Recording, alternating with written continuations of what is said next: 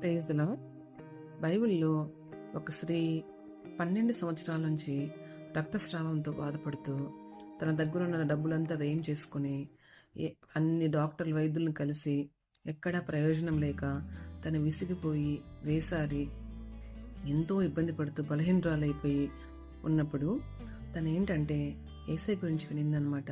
యేసయ్య అందరినీ స్వస్థపరుస్తున్నాడని విని ఆమె ఎలాగైనా యేసయ్య యొక్క నేను యేసయ్య దగ్గరికి వెళ్ళి ఆయన దగ్గర స్వస్థత పొందుకోవాలని ఆశపడింది.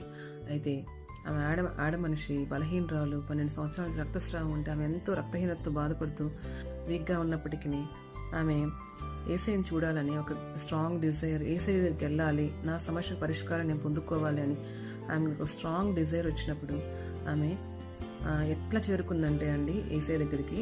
నిజంగా ఆ స్ట్రెంత్ ఎవరు ఇచ్చి ఉంటారు ఆమెకి? నేను అనుకుంటాను యేసయ్య ఆ స్ట్రెంత్ ఇచ్చాడు ఆమెలో కలిగిన డిజైర్ని